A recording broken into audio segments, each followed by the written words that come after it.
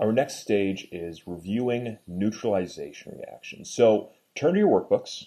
Remember this page? This data table of all the Ka values. Flip it over just one page. We're not going to worry about this stuff. That's just modeling out the same idea. We don't really have time for it. We're just going to focus on this page. Okay? So we've got the products of each neutralization reactions. All acids and bases are considered strong. And then here we've got actual calculations of neutralization. So this would be the actual stoichiometry. Okay? Let's review what a neutralization reaction looks like. So first off, we're going to have an acid. Let's just say HA, our little make-believe acid here. And then we're going to have a base. It's going to be plus. Let's say BOH. Okay? So that's what we start with. So we've got an acid and a base, and those are going to combine. And as they combine, we're going to get water, which will be, we'll grab our H from the acid, the OH from the base, and then we're going to get an ionic substance, which will fairly often just be dissolved in the water. It'll be something like AB. So that's the idea there. So this HOH, remember, that's just H2O. We just write it like that to help us keep in mind how this is going. So any neutralization reaction, let's look at an actual example. Let's say sodium hydroxide and hydrochloric acid. So I've got HCl plus NaOH. NaOH.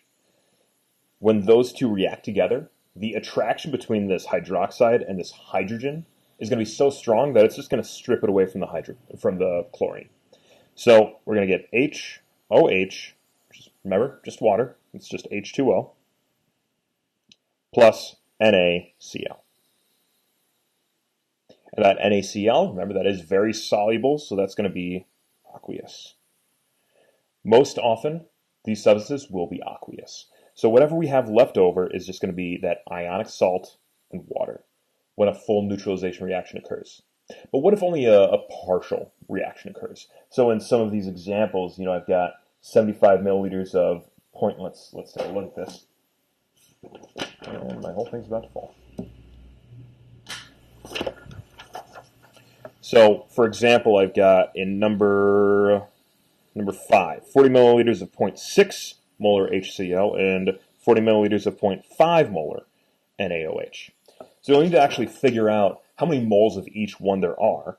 So if this is just, say, let's just simplify the numbers so that 6 moles of HCl and 5 moles of NaOH, well then 5 moles, this is the limiting reactant here, remember that. 5 moles of NaOH would react with 5 moles of HCl because it's 1 to 1. We're often going to have pretty simple ratios in neutralization reactions. So that's going to be a 1-to-1 ratio. So it's going to use up 5 moles of each.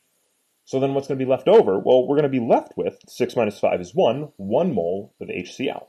So if I actually did this, then I would end up with 5 moles water, 5 moles NaCl, and I'd have 1 mole of HCl. So I could look at that concentration depending on, what volume of water I had. Maybe I'm working with, 10 liters here, and then I've only got 0.1 molarity. And then I could figure out what is the resulting pH after this neutralization reaction. Okay? But for now, all we're going to focus on is figuring out what's going to be left over. Got it? So go ahead, go through this sheet.